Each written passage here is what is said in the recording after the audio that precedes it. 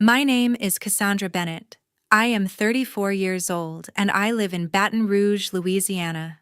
For as long as I can remember, I have believed that family means loyalty no matter how flawed the people you love might be. That belief cost me more than I ever expected.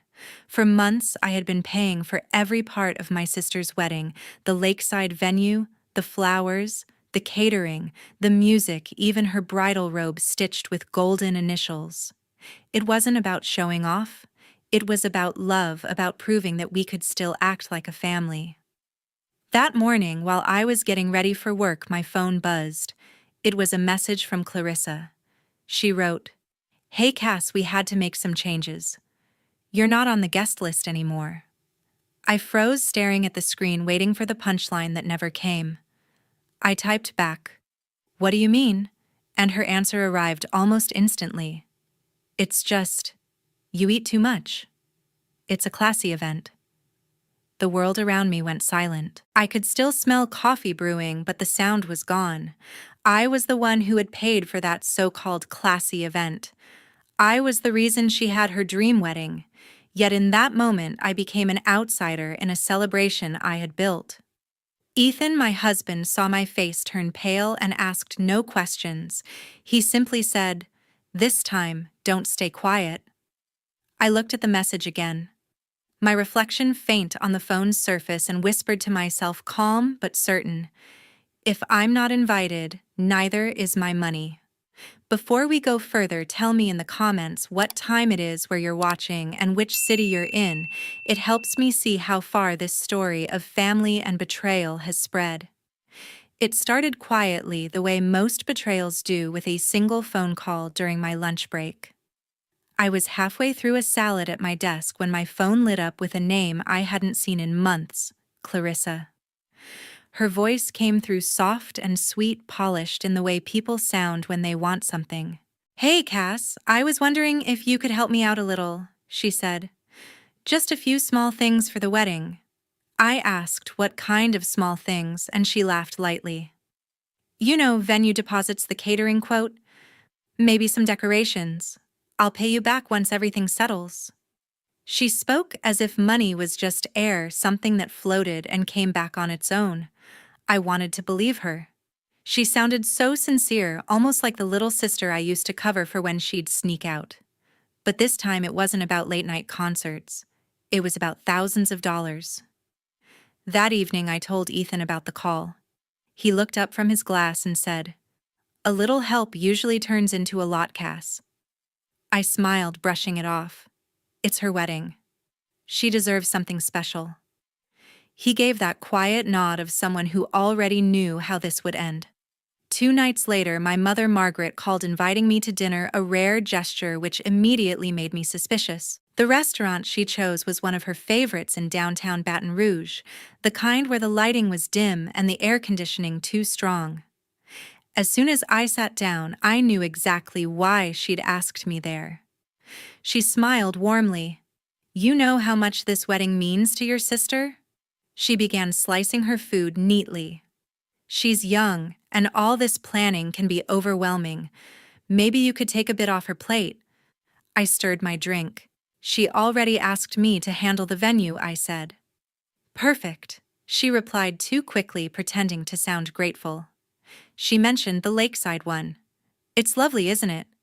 Then came her favorite line, the one that had worked on me since childhood. "You've always been the responsible one, Cassandra. You have a good job, and family helps family." It was the same melody every time, guilt disguised as tradition. My father, Howard, had been quiet through the meal until then. He wiped his mouth with a napkin, his tone calm but deliberate. "You make good money, Cass. It's fair that you help your sister. She's not as fortunate." There it was, the final push. I could have argued, but experience told me it would only make things worse. "Fine," I said. "I'll take care of the venue." Margaret reached across the table, squeezing my hand as if she'd won a negotiation. "That's my girl." The next morning, I met with the event coordinator by the lake. She was efficient, all business, tapping her pen against the form. "We'll need a deposit to lock in your date," she said. I wrote the check, signed my name, and wrote Clarissa's name on the client line. My handwriting looked confident, though my stomach turned. On the drive home, I turned off the radio. The sun burned low across the road, and I told myself I'd done the right thing. A part of me even felt proud. Another part, smaller but louder, whispered that I'd just made a mistake. That weekend, Ethan was cooking dinner when he asked, "Did you already pay?" I said yes and explained the details. He set the spatula down and looked at me. "Are you sure this isn't manipulation?" I smiled because it was easier than admitting doubt. "It's family. What could go wrong?" He didn't laugh. He just turned back to the stove, eyes thoughtful. Later that night, I put the receipt in a folder, noticed the total, and exhaled. It wasn't a small favor. It was enough to pay for a year of college tuition. Still, I convinced myself it was fine. That's what big sisters do. They help. They make things easier. They hold the line so no one else has to. As I sat on the couch scrolling through pictures of the venue, the open deck, the soft light, the calm water, I felt something inside me shift. I wasn't just paying for a wedding, I was buying silence, peace, maybe even belonging. 2 days later, a notification from my banking app confirmed the payment had cleared. No gratitude followed, no call, no text, just a smaller balance and a feeling that I had stepped across a line I wouldn't find my way back from. One favor turned into a shopping spree I never signed up for. It started with a message from Clarissa that popped up early one Monday morning while I was getting ready for work. "Hey Cass, just a quick thing," it read. "The dress I liked isn't available anymore, but there's a new collection from Atelier Elise. It's more elegant. Could you cover the deposit until my card clears?" The word deposit was beginning to sound like a family tradition. I didn't reply immediately. 15 minutes later, another text arrived. "It's only 3,000. I'll send the receipt later." There was no question mark, no hesitation, just expectation. I opened my banking app and stared at the dwindling balance, wondering when generosity had quietly turned into obligation. That day at lunch, I scrolled through my emails and found one from Margaret. The subject line said, "Small things for the big day." Inside was a neatly organized list: flower arrangements, photographer upgrades, lighting design, and even monogrammed napkins. At the end, she'd added one line in italics: "A little help means a lot." It was signed simply, "Love, Mom." I could almost hear her voice, soft, polite, and entirely manipulative. I didn't answer the email either. Silence, I hoped, would be enough to end it. But silence in my family was never interpreted as refusal. 2 days later, my phone buzzed again. This time, it was Howard. His message was short, almost businesslike. "Keep your mother happy." That was it. No greeting, no explanation. Just a command disguised as care. I sat there reading it again and again, feeling the words settle heavy in my stomach. By the end of that week, my inbox and message threads looked like a wedding catalog. Clarissa sent photos of shoes, centerpieces, champagne brands, and bridal robes. "This one's only 600. They're giving us a deal. It's for the guests' comfort." Each message was a demand dressed up as an update. I began replying less and less until I stopped altogether. Still, the requests didn't stop. When the florist called to confirm color themes I hadn't even chosen, I realized Clarissa had given them my number and billing address. "We're just confirming your payment preference," the woman said cheerfully. I thanked her and hung up, staring at the ceiling, half laughing, half wanting to scream.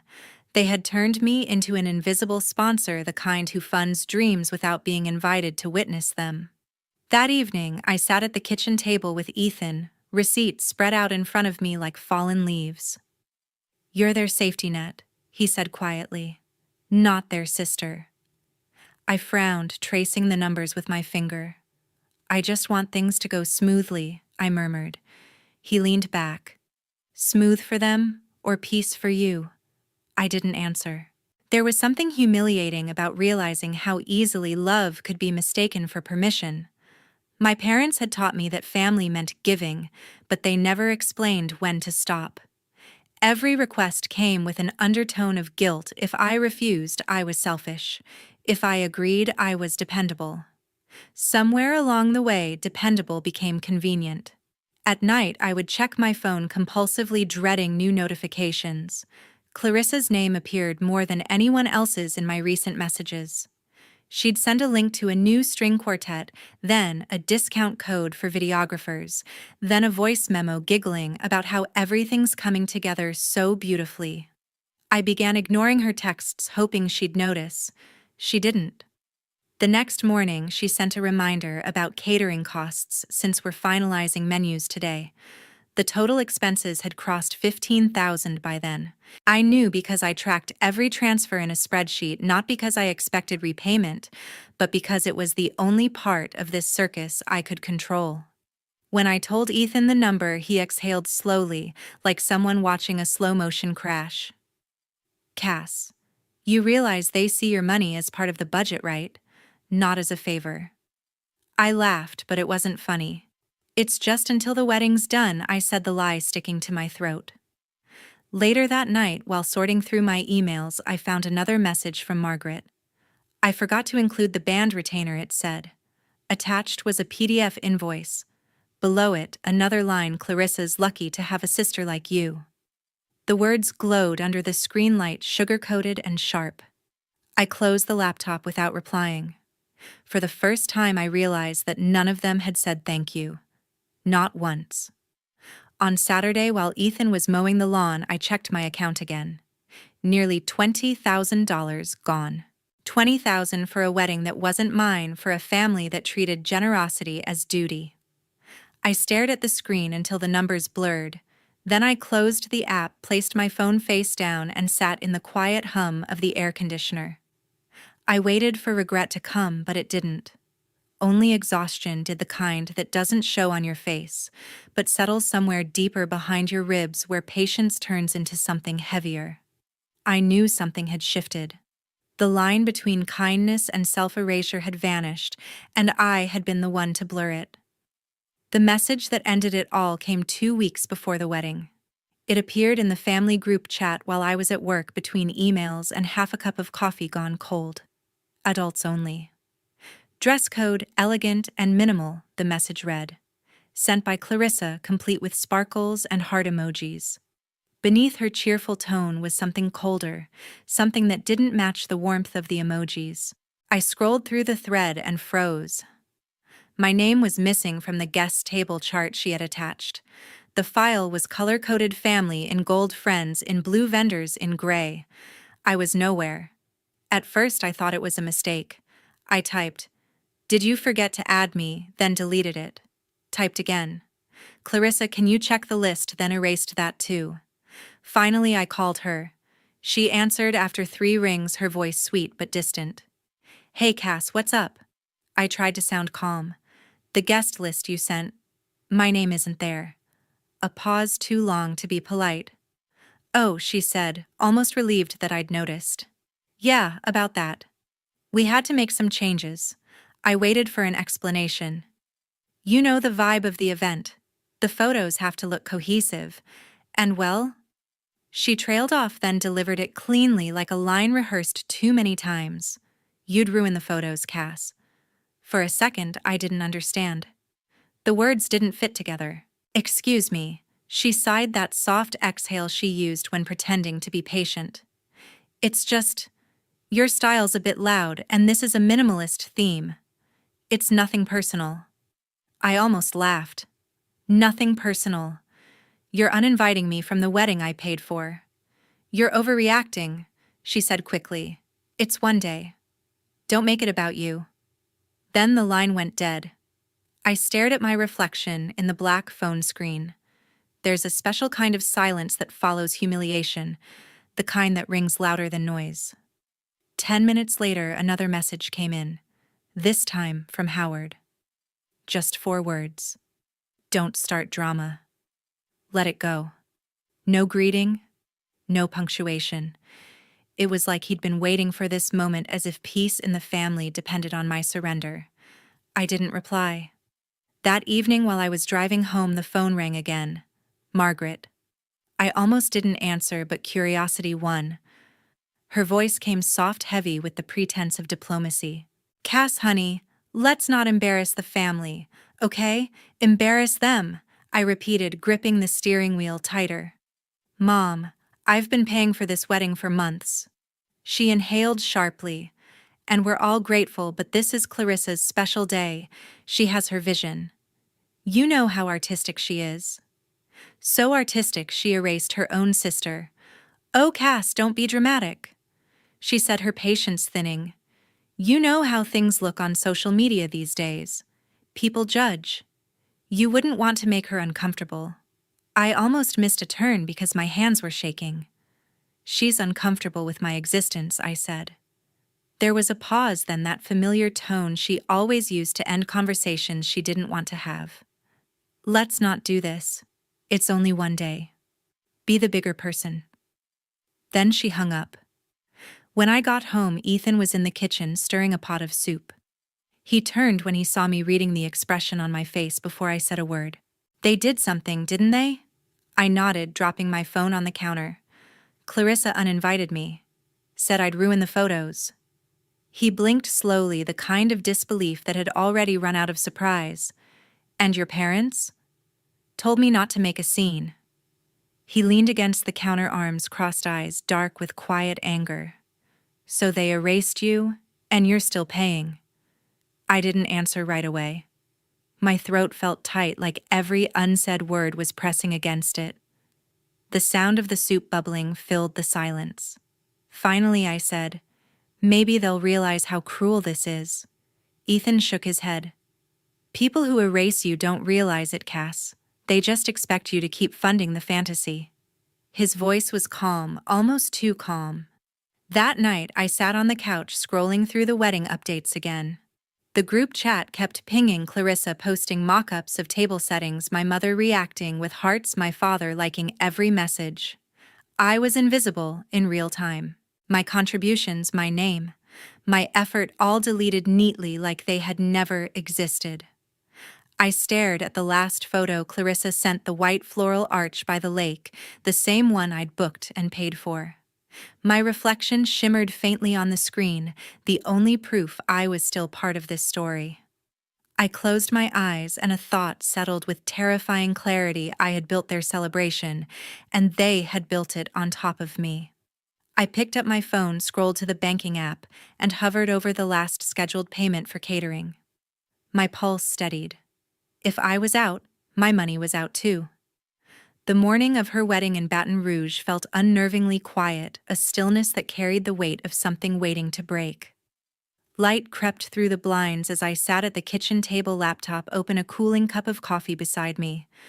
On the screen glowed a spreadsheet filled with receipts, invoices, and payments, every dollar I had poured into Clarissa's dream. My name stood at the top of every contract, sharp and final proof that I had built this day from the ground up. It was strange to realize I was both the architect and the ghost, haunting the edges of it. I began with the florist. This is Cassandra Holt, I said, steady and polite. The client has changed the event terms. Please pause all services. The woman on the line hesitated, clearly unsure. Pause as in cancel, she asked. Until further notice, I replied. After a few seconds of checking her system, she confirmed, the contract is under your name, so that's fine. I thanked her and ended the call, feeling the first thread loosen. Next came the caterer. The manager recognized me instantly. Hi, Mrs. Holt. Delivery is set for 2 o'clock. Is something wrong? Yes. I said the client is no longer authorized under this agreement. Please hold the order and arrange a partial refund. He went silent for a moment, then simply said, Understood. By the time I spoke with the lighting team, something in the air around me had shifted. My hands no longer trembled, and each call felt easier, cleaner, almost rhythmic. A few vendors sounded confused, while others didn't question anything once I verified the payments came from my account. One man even chuckled softly, saying, You're the calmest cancellation I've had all month. I smiled to myself. It's not a cancellation, I said. It's a correction. Ethan appeared in the doorway halfway through my list, his towel draped over one shoulder as he watched me. "You're really doing it," he said quietly. "I am." "Is this revenge?" he asked. I looked up at him and shook my head. "No, it's correction." The words came out smooth, almost too calm, like they had been waiting for the right moment to exist. When the last call was finished, I closed the laptop and leaned back. The silence inside the house no longer pressed against me. It felt clean, light, and deserved. Sunlight spilled over the counter, brightening the edges of the room. Somewhere across the city, Clarissa was probably sitting in a makeup chair, smiling at cameras, unaware that her perfect day had already begun to collapse. By noon, my phone filled with missed calls, numbers I didn't recognize, likely vendors trying to reach her. I ignored them all. Emails confirmed refunds and suspended services. Each new message felt like cutting a string that had been holding me down. Ethan joined me at the table. "Think they'll notice before the ceremony?" he asked. "Probably not," I said. "They don't read contracts. They only read excuses." He gave a short laugh. "Remind me never to cross you." I smirked faintly. "You'd have to erase me first." At 2 o'clock, the wedding was supposed to begin. Instead, chaos unfolded. Someone must have started a live stream because notifications flooded my screen. I hesitated, then opened one. The video showed the lakeside venue bathed in harsh daylight. The wooden arch stood bare, chairs neatly arranged, but without flowers. The tables uncovered guests milling about in confusion. Their whispers were audible even through the speaker. Clarissa appeared in the center of the frame, the white of her gown too bright against the dull background. She clutched her phone, shouting at someone off camera, her gestures sharp and desperate. Even without sound, I could read her lips. "What do you mean canceled?" Behind her, Margaret and Howard stood stiff and silent, their faces pale, their composure slipping as murmurs spread through the crowd. The image of perfection they had worked so hard to project crumbled in real time. I didn't feel triumph or satisfaction. What I felt was quiet, the kind that arrives when you finally stop being responsible for other people's storms. Comments filled the live stream. "Who forgets flowers? This looks cursed." "That's karma in real time." I lowered the volume and took a slow sip of my latte. From where I sat, the cafe window framed the scene across the lake like a movie. Guests began leaving, their heels sinking into soft grass. The band packed up instruments that had never played, and white linens fluttered like surrender flags in the wind. My reflection shimmered faintly in the glass, steady, composed, and finally free. Ethan arrived a few minutes later and slid into the seat across from me. "It's everywhere online," he said. "Clarissa's wedding just imploded." I stirred my coffee, watching the swirl fade. Imploded sounds right. "Do you regret it?" he asked. "No," I said. "I just returned everything to where it belonged." He leaned back, silent for a moment, then nodded. "They're going to come for you. Let them," I said softly. "I'm done being quiet." The live stream had already ended, replaced by dozens of short clips spreading across feeds. The flawless image Clarissa had fought to curate had become a public punchline. And in that chaos, something even quieter settled inside me, the balance restored. As we stepped outside, the sunlight shimmered across the lake. The venue now stood empty, chairs, toppled petals scattered by the wind. I looked once more and whispered almost to myself, "Looks classy now." By morning, Baton Rouge buzzed with a restless hum, every cafe and grocery line filled with people replaying the same clips on their phones. The chaos of Clarissa's wedding had gone viral overnight.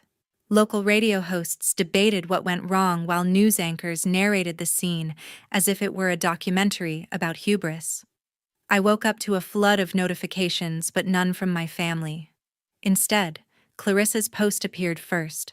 "My sister destroyed my wedding out of jealousy." Her photo showed tears mascara streaked down her cheeks, the wilted bouquet still in her hands. Her words dripped with self-pity, and for a while it worked. Sympathy flooded the comments. Strangers defended her, called me Bitter, selfish, unstable. I read it all in silence, not angry, just distant like watching a storm from inside thick glass. Then, just before noon, the first crack appeared. A local photographer uploaded a screenshot of the payment contract signed under Cassandra Holt. His caption read, "For transparency, the entire event was paid by her." Within minutes, everything turned. Sympathy became suspicion, and suspicion turned into fury. Screenshots of text threads surfaced, receipts, bookings, and eventually, the line that burned through the internet like gasoline. "She eats too much. It's a classy event." That one sentence became the headline. Reaction videos popped up by the hour. Someone edited her post with the caption, "She banned her own sister from her wedding after taking her money." Comment sections exploded with outrage. "Imagine humiliating the person who funded you. Money can't buy class. She deserves every bit of this." The tide had turned completely. Clarissa tried to regain control, deleting her post and uploading another, "Please stop the hate." This has gone too far. But the damage was irreversible. Brands withdrew one by one. Local boutique salons, even a jewelry shop that once featured her engagement campaign, issued statements cutting ties. Her name, once painted across glossy posts, now appeared under Fang family scam trending across Louisiana. Margaret and Howard stepped forward as if summoned by crisis. My mother called first, her voice brittle beneath forced composure. "You need to end this," she said. "Clarissa is being bullied." "No," I replied calmly. "Clarissa is being revealed." That evening they appeared together on a local morning show, speaking in the tone of victims of misunderstanding. Margaret told the host that family disagreements should stay private, insisting that I had misread Clarissa's intentions. The interview was almost convincing until an email thread surfaced later that night, one between Margaret and Clarissa discussing how to convince Cass to pay for upgrades. The line that sealed their fate read, "She won't say no if you call it a family investment." Within hours, the clip went viral, and the show quietly removed the interview from its official page. The next morning, my inbox overflowed again, but the tone had changed. Strangers apologized for their words. Some vendors sent messages of gratitude for how gracefully I had handled everything. I didn't respond. Silence at last spoke louder than defense. Ethan watched the chaos unfold from across the kitchen, scrolling through his phone. "They're trending again," he said quietly. "Clarissa's losing sponsorships and your mother's emails are public." I nodded, stirring my coffee. "I didn't expose them," I said. "The truth did." He paused, looking at me thoughtfully. "Most people would have written a long post by now and become part of the noise." I smiled faintly. "No. Let silence finish the story." That night, I sat outside on the balcony as the city lights blinked across the river. The wind was cool, steady, and full of something that felt almost like peace. Clarissa's pages had gone private. Margaret and Howard had vanished from television. The noise that once filled every corner of my mind had finally gone quiet. The irony wasn't lost on me. For years, they told me to keep peace, to protect the family's image, to never speak when silence could save reputation. But it was that same silence, their version of it, that built a house of lies. Theirs collapsed. Mine stood untouched. I scrolled through the last few headlines, then locked my phone. Ethan brought out 2 mugs of tea and leaned beside me on the railing. "So what now?" he asked. "Now," I said, watching the lights ripple on the water, "nothing. They'll face what they built. I'll keep moving." "Do you think they'll ever apologize?" he asked. I thought for a while. "They already have," I said softly. "Not with words, but with what they lost." For the first time in years, I felt no weight, no guilt, no hunger to be understood. The truth had done what I never could. It spoke, and the world listened. A year had passed since the wedding that never truly happened, and life had rearranged itself in unexpected ways. The noise faded, the city forgot, but the silence that followed was different. Softer, earned, almost tender. I opened my design studio in a sunlit corner of downtown Baton Rouge, a small space with high ceilings and walls painted the color of morning. The name on the glass door read, Holt Interiors. The first project came from a hotel chain seeking to redesign its lobby. When they signed the contract, I felt something I hadn't in years: ownership, direction, peace, that didn't rely on anyone's approval. Work filled my days, and the satisfaction of seeing blueprints become reality grounded me more than any apology could have. Ethan often joked that I built rooms the way I rebuilt myself, carefully, one layer at a time. Meanwhile, my parents drifted toward the life they had once feared, a quiet one stripped of reputation. Howard lost his seat on the church board after the emails became public. Margaret stopped hosting her social luncheons when people stopped attending. The neighbors who once praised their family values now crossed the street to avoid conversation. Clarissa, once the face of bridal campaigns, divorced within months. Her husband filed for bankruptcy, sponsors vanished, and she moved back into my parents' house, the same one where I once felt invisible. The tabloids moved on, but small-town memory never does. I didn't seek revenge. Watching consequences unfold on their own had been enough. The world, for once, had corrected itself without my voice forcing justice. I focused on work, on creating spaces that made people feel safe, balanced, seen. And in doing so, I found the version of myself they had tried to erase, one that didn't need permission to exist. One afternoon, as I reviewed sketches for a client, my inbox pinged. The sender was Margaret Holt. The subject line read simply, "Help." I didn't open it. My hand hovered for a second, but there was no hesitation, only clarity. I clicked delete. Peace didn't come from forgiving them. It came from no longer funding my own humiliation. A week later, my friend Tessa stopped by the studio. She was the only person who hadn't taken sides when everything fell apart, the one who sent coffee instead of questions. She looked around at the finished space, smiling. "You've really made it yours," she said. I nodded, setting down my pencil. "It feels different when it's built from something real." She hesitated, then asked quietly, "Do you regret it? Any of it?" I looked up at her, thinking of everything: the silence, the loss, the storm that tore the old walls down so new ones could stand.